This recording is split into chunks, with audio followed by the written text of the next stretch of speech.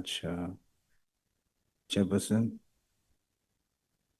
and General. Like I do with everyone, I want to reassure you that I have no bias. I would pose questions to you for issues of clarity. Some of my colleagues has covered a whole lot of things that I think there are clarity on it. So I will just focus on the things where I think I need clarity on. But I will treat you the same as others, other witnesses, and will take a position after the entire process is over. So let me start by saying thank you. As a patriotic South African, your rank, you as a police officer, thank you for your service.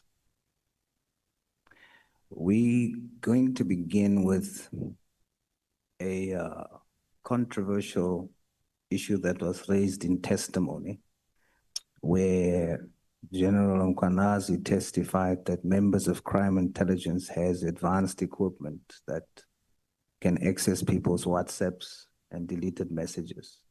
The question was posed to the National Commissioner, and in his testimony, he said he can't answer. He will refer that to his divisional commissioners. Well, you're a deputy divisional commissioner. So I'm going to pose the question to you. And does crime intelligence have advanced equipment to access people's WhatsApps? Chair, it will be irresponsible of me to respond to that type of a question, in the sense that I will be displaying out the capacity and of the crime intelligence and the expertise the police have. So it's something that I cannot really account or say that, because remember that if I say yes or no, the criminals out there will benefit from this response. So I think I must join the National Commissioner there to say, if the Divisional Commissioner wants to say it, he will say it, but I doubt if he will do it. Should this committee take the testimony of General Mkhwanazi then as fact or hearsay? Because the National Commissioner didn't deny it. He just said he's going to confirm with someone on your rank or your position. Should we consider it hearsay or fact? At this point in time, Chair, on the issue of those type of equipment, whether they exist or not, it remains the secret of crime intelligence on how they fight crime. So it's not something I can really venture into.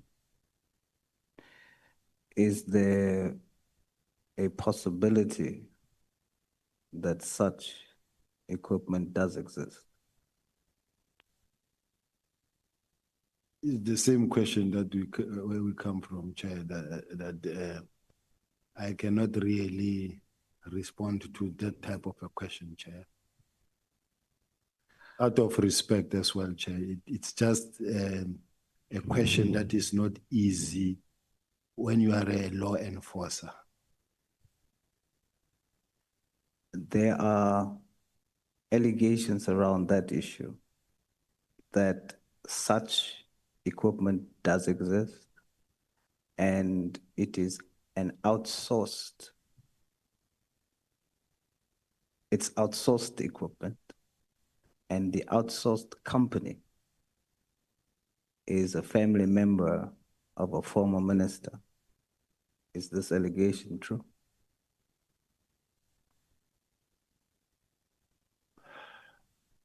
Not that I'm aware of. I do know that there are private security companies that will have capacity over and above extra or ordinary policing, because there are powerful security companies there who Some of them may be licensed, some of them may not be licensed, but they invest in technology, and some of them you'll find that they procure this equipment overseas, and you will have such a situation because the market is open.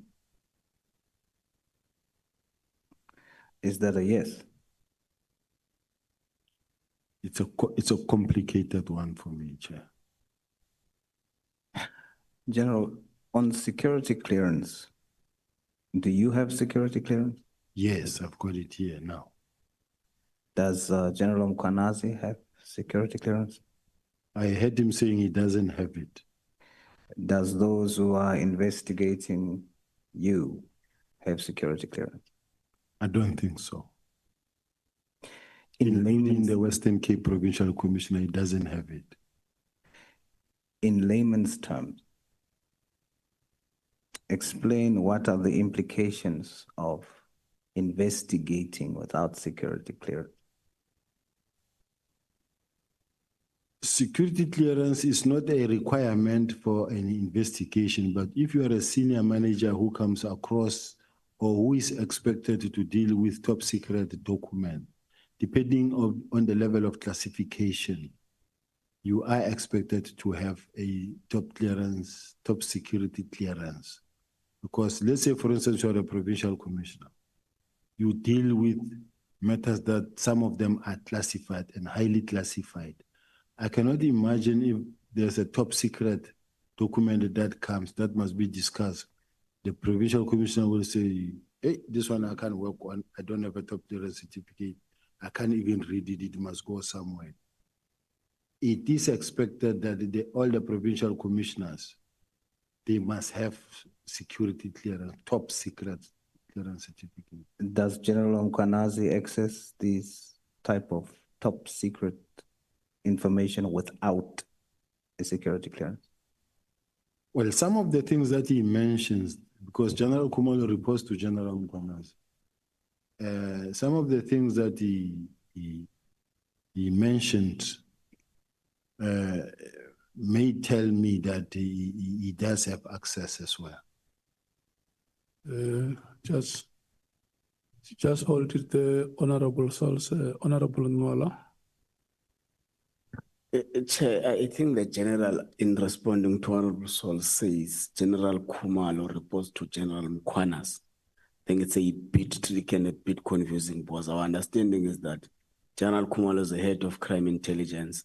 General Mkhwanazi is the provincial commissioner. In terms of the line duty, I don't think it's supposed to be like that. I'm not sure. We're a bit confused by that. Maybe if we are not, the General can clarify it. The PKTT, I know the fact that it is, the project leader is General Khumalo. But the person who's fighting hard in this case is General Mkhwanazi, who says, I was not told. And the targets were taken without my permission. Now, General Khumalo had to account to General Mkhwanazi. So when it comes to the PKK, General Khumalo reports to General Mkhwanazi. That is why General Mkhwanazi is the one who's on his feet and fighting for this process. Hence, I'm saying he reports to him. You want to make a follow-up? Understood it. Is it the official reporting line duty or it's something else that is out of the ordinary? Well, it's the official because it was done so officially. This is how it was designed, that he will report to General Khumalo. To General Mkhwanazi. Okay. The member is satisfied. Before you proceed, Honorable Sauls, did I also hear you saying that the head of the Western Cape also does not have a security clearance? Yes. When you say the head, you mean the provincial commissioner? The provincial commissioner. And who else, apart from the two? I don't know about the others. These are the two that you know? These ones I know because I have been involved with them, or they've been involved in my matters at least.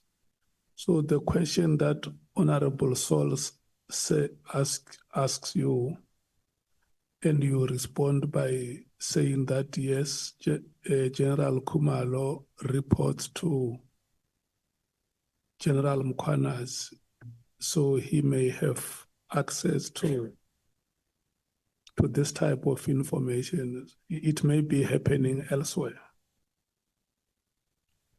When I listen to General Mkhwanazi both at the commission, judicial commission, and here in the ad hoc, he will every now and then throw in what they are busy with and that they are about to effect arrest. And he talks about things of counterintelligence.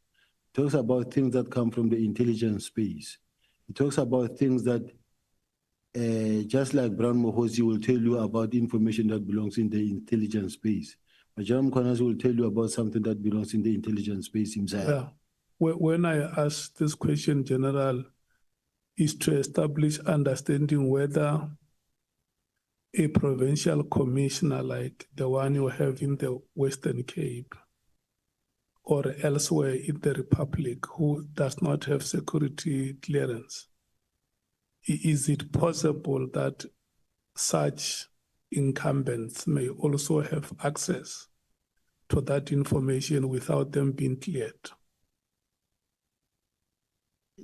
Yes, they do have access without them being cleared, because there's no way as a provincial commissioner you can run a province and you don't come across documents of a top secret nature.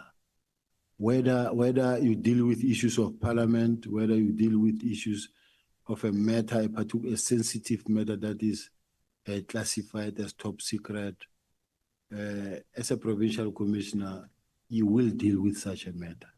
I cannot believe that the whole 5 years will go without you having seen a single document that is classified as top secret, you being the provincial commissioner.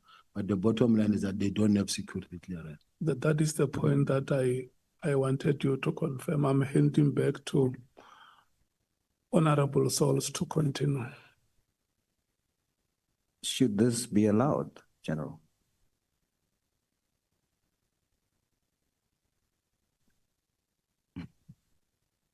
Not at all. Who is the person allowing them to do this without clearance?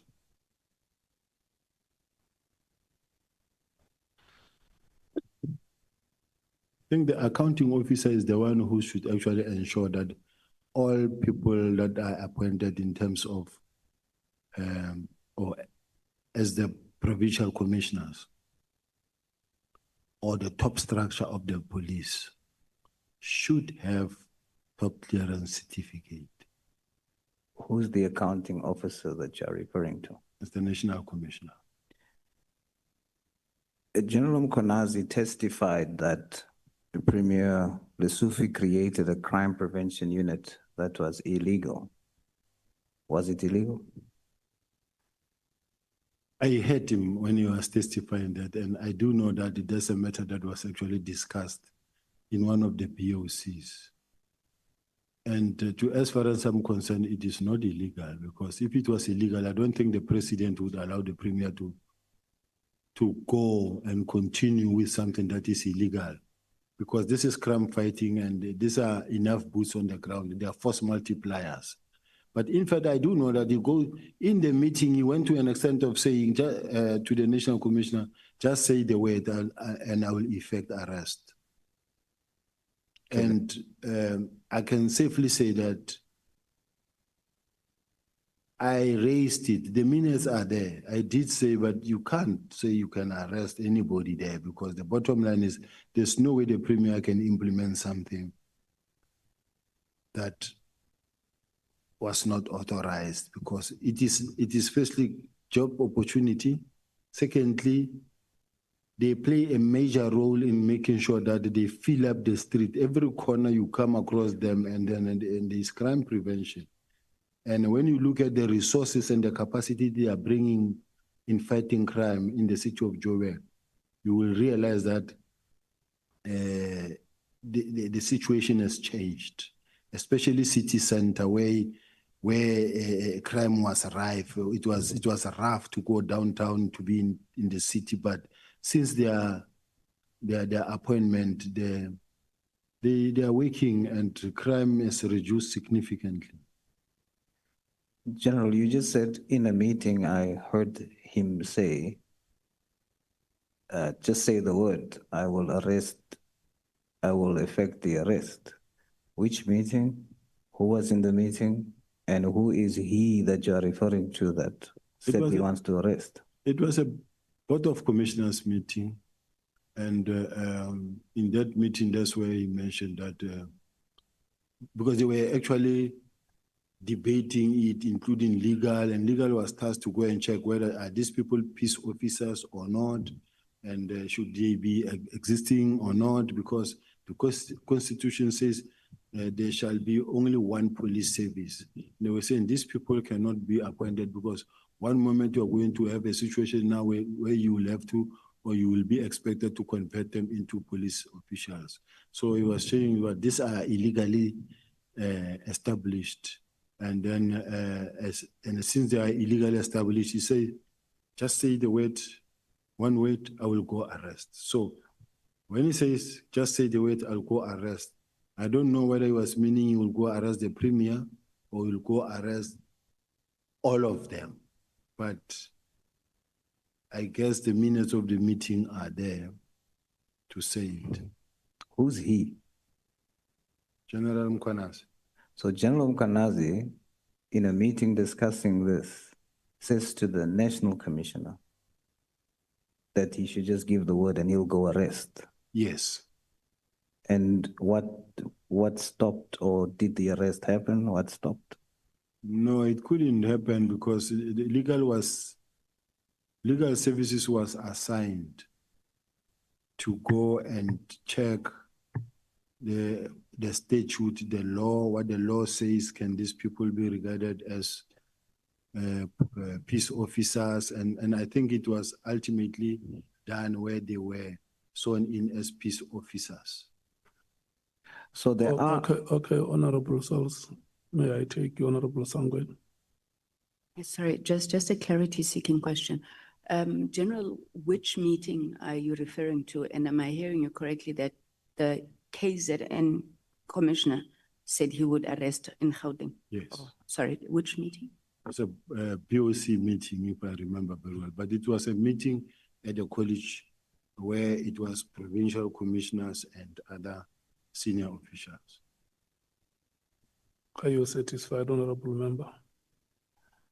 Thanks very much, Honorable Sauls. You may proceed. So, General, there are occasions then where General Mkhwanazi asks of the National Commissioner first whether he can effect an arrest, or informs the National Commissioner before he effects an arrest. He was not informing him before he can effect arrest. He was just saying, just say the word and I'll effect arrest.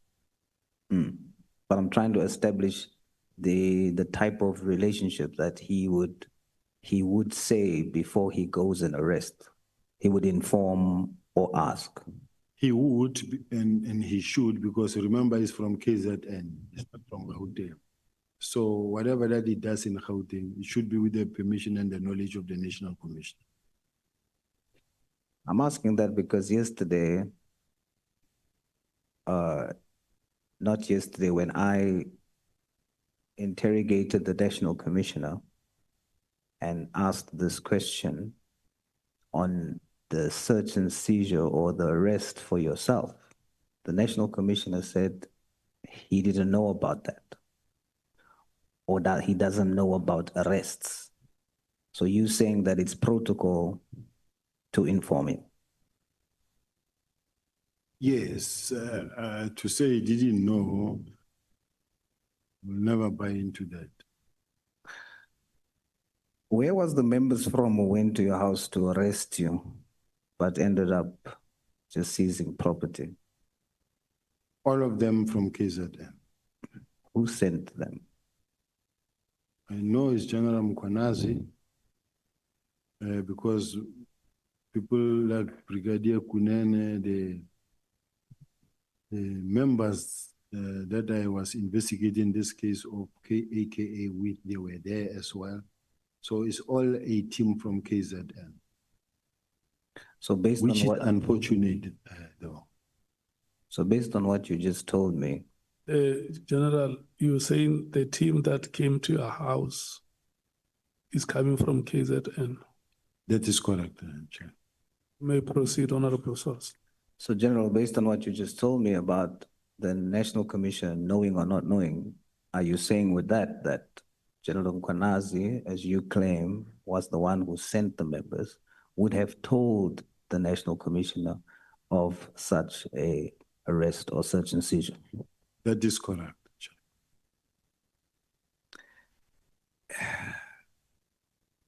Let's go into the possibility of factions within the ranks, because that's something that we have dealt with. General Mkhwanazi testified that you are a baby in rank in comparison to him. What is your rank? I'm a Deputy National Commissioner and I'm a senior to him. What is your rank? I'm a Lieutenant General and a Deputy National Commissioner. What is General Mkhwanazi's rank? He's a Lieutenant General, a Provincial Commissioner. General, in layman's terms, explain to us the protocols on how you become a Lieutenant General. As you grow up the ranks, you become a Major General. And then you will have a cross sword and 2 stars. Then you become a Lieutenant General with 3 stars. Then you become a National Commissioner, 1 General with 4 stars. So you become a general, a Lieutenant General. All generals, major generals that are entering or stepping into the general rank are major generals, which is the lower rank of being in the general space. Then when you get promoted, you become a Lieutenant General. Then when you become promoted more, either you become a Deputy National Commissioner or the General himself, the National Commissioner. So,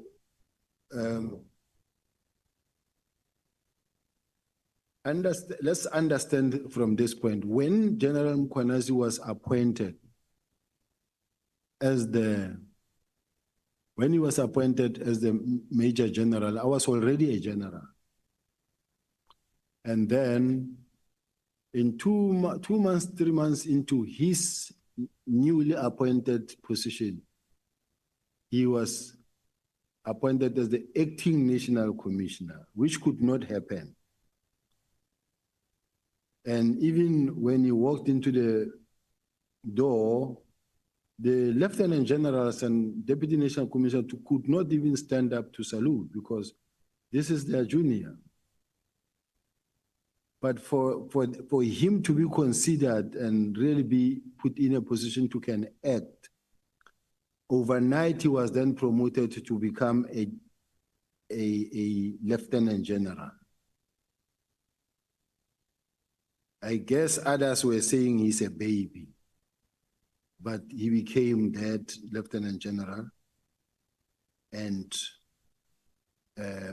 he was then able to act as a National Commissioner. He has since then become the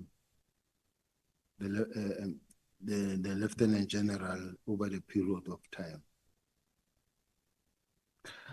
In 2011, that is when this happened, right? Where he was appointed the acting National Commissioner. And you are saying that there wasn't a normal process of him going from Major General to Lieutenant General. It was merely because he was appointed acting National Commissioner, and that's how he got the rank. Yes, Lieutenant General. it compelled the then president to really also overnight bring him up quickly because he could not become acting from Major General. According to the General Mkhwanazi's testimony in the Judicial Commission section, page 9, at section 15.3, he was section head in 2011. From 2025 to 2011, he was section head, Special Task Force. And then in 2011, he was component head for specialized operations for 7 months only in 2011. What is the difference between section head and component head? A component head, you are in charge of the whole component, and the whole component will have different sections. It will have a section that deals with fleet, a section that deals with Amari. I'm giving you an example. It will have a section that deals with, I don't know their structure within task force, but the section heads are under a component head. Component head is one leader who is running the whole component. In my case, I have component heads. Having component heads, serious and violent detectives, CSI, you will have organized crime, you will have commercial crime, but under commercial crime now, then you will have section head of the different roles. The one will be cybercrime section head. The one will be, let's say, section head that deals with counterfeit goods. Section head that deals with this. So the difference between section head and a component head is that component head is above a section. So he gets this bigger position that he only stays in 7 months, and then gets to become the acting national commissioner in 2011. Yes. So from a junior to the most senior. Yes. Basically. Yes.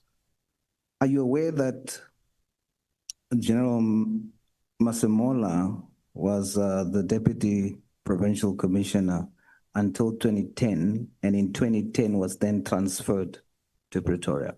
You aware? I am aware, not that much of his career, but I know that he was here and then as a deputy national commissioner, and then from there removed as a deputy national commissioner, made a provincial commissioner in Limpopo, and then later come back again up until when he was appointed as the national commissioner. So a year later, General Mkhwanazi becomes acting national commissioner. Do they now work at the same place? The now national commissioner and General Mkhwanazi now works at the same place in 2011. Now the national commissioner is the national commissioner of the police at head office. This is where General Mkhwanazi was. But after General Mkhwanazi was removed, he was replaced by General Ria Pierre. And then after General Ria Pierre, another national commissioner followed. Okay. So now in 2012, months after General Mkhwanazi is acting national commissioner in 2012, are you aware that he then gives or appoints General Masemola now as Deputy National Commissioner Operations? Are you aware of that? Yes. So General Mkhwanazi does that before he leaves? I think so, I'm not sure. Is there anybody else that got promoted apart from General Masemola? Promoted as what? Anybody else that was appointed as acting national commissioner that General Mkhwanazi appointed, or was it just that appointment of General Masemola? No, since General Masemola was appointed as a national commissioner, he's still a national commissioner. No, when General Mkhwanazi was the acting, he appointed General Masemola as the deputy national commissioner for operations. Is there any other people during that time that General Mkhwanazi appointed into positions except for General Masemola? I'm not so sure, Chair. I'm gonna make mistakes in that because I was not part of that. Then in 2018, of course, General Mkhwanazi becomes acting provincial commissioner, and in April 2021, he becomes full provincial commissioner of KZN. 2022, General Masemola becomes the national commissioner in 2022. And then in the same year, are you aware that he then appoints General Khumalo in 2022 as the divisional head for crime intelligence? Yes. Please state for the record. Yes, I'm quite aware that the General Khumalo was appointed as the divisional commissioner somewhere around about 2022. I don't have his CV and I may not be accurate. So, General, as a trained investigator, would you say this is a pattern of friends promoting each other?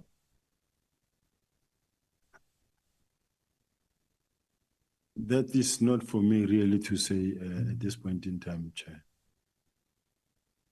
You testified earlier that there are cliques and it creates an unhealthy working environment. Who are you referring to when you say there are cliques? Personally, at this point in time, when I'm facing, I'm sure the whole world can see that I'm faced with a situation where it is General Khumalo, General Masemola, General Patekile, and General Khumalo. I'm in a situation now and overwhelmed by a lot of processes at the same time with a view to push me out. So you will see that General Mkhwanazi, in fact, for me to have been removed, it was just planned that General Mkhwanazi will go make a press conference, and then out of that press conference, I'll be calling him and I'll be suspending him. And then I get suspended, and after I get suspended, then General Patekile comes, he clears General Khumalo from the investigations that they were arrested for, and then from the, in my case, General Khumalo conduct a short investigation and then recommend that I be charged, and then from there, I expect anything in this case that will happen. But the bottom line is there is a clear focus by a group of people that are focusing on making sure that I am out of the system. General Mkhwanazi testified that the docket was taken, and I know you already testified on that, that's why I don't want to go in detail with it. But then when it was discovered that the docket does not contain anything about Gauteng, and then the docket was sent back, and then General Khumalo was targeted because of interference to stop the arrests in Gauteng, and they place you at the center of that. Are you interfering, General, with investigations and arrests in Gauteng? I wish he can tell me where have I interfered. Whether it spoke about Katiso Molefe, what was my role, where did I interfere? Whether it talks about Ket Nhlanhla, where did I interfere? Whether it talks about Mr. Swart, what did I do, where did I interfere? Because I've never been involved in all of those things. Other than when we talk, let's say for an example, the kidnapping story. I've always been the one talking about the kidnapping of Mr. Jerubo Shua. I spoke about it even in the police summit. I spoke about it even with the when we were with the DPCI experts, the people that know how to investigate the electronics. I spoke I called all the teams together, even as we speak. I know General Mkhwanazi did make mention of the fact that the mother of Jerry Bushoka contacted him, but I can also say that I was contacted by the brother-in-law of Jerry Bushoka, who came, who's the brother to the wife of Jerry Bushoka, who came to me, and he works for the presidency. He came to my office and said, please, General, assist. I called all the experts. Even today, the family is happy with this investigation in terms of the progress. I do have a progress report in terms of this thing, because the team that is there, that is investigating, they are doing everything in their power, and they're working with the family. They are taking the family into confidence. Every piece of feedback is given to the family. So I just want to indicate to South Africans that even this thing of Jerry Bushoka, I try my best to contribute, leading towards my retirement, to work hard. I cannot spend 37 years in the police to only to come and mess up my career towards 2 years later at the door out, and then I mess everything up. I can't do that, but thanks a lot, Chair. I have 2 more questions, Chair. General, you said that the PKTT is doing a good job, but they can do better. Please explain what you mean by a good job that they are doing and what you mean by they can do better. When I'm sitting with the 121 doggers that I'm sitting with now, that shows that doggers that had been sitting gathering dust for almost since 2018, 2019, 2020, 2021, 2023, 80% of those doggers. It tells me that no work was done. They can do better. That's number one. Number two, if they were saying to me that these political killings that are taking place in the country, in the whole country, they are hard at work and they are arresting all these people throughout the country, but that is not the case. That is why it's called a KZN team. Otherwise, it's not supposed to be a KZN team. If there's a political killing task team, let it be a national task team, and it shouldn't be managed from KZN. If it is to manage for the whole country, rather appoint and put it in the system, whether you're making the unit or what, but let it be a proper unit that is in the structure and that is taking care of the political killings throughout the country, so that the whole country benefit, not fighting that there's a PKTT in KZN. Every now and then we apply for budget, millions to go down there that are being managed down there by General Mkhwanazi and General Khumalo. That is an unacceptable situation.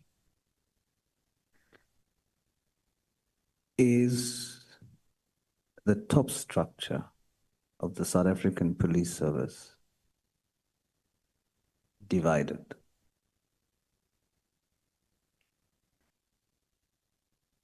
In my case, I will say, because of the fact that I know the feeling about me, I can't sit here and defend the management and say they are not divided.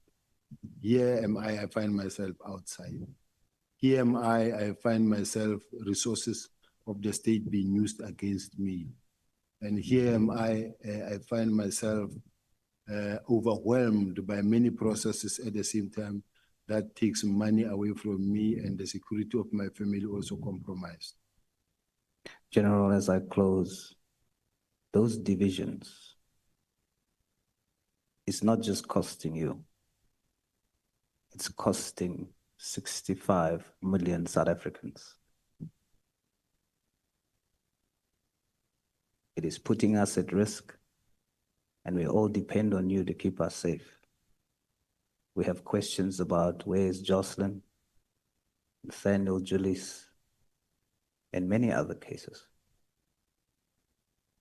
A house divided against itself cannot stand. I hope that, as you said, you are divided. I put it to you. the core reason why crime is at the level that it is, apart from what we are investigating now, but at the core, it's because you guys at the head is divided. If you're going to fix anything, fix that for the sake of South Africans. Thank you, Chair. Thank you so much, Honorable Sauls. Thank you, General Sibiya.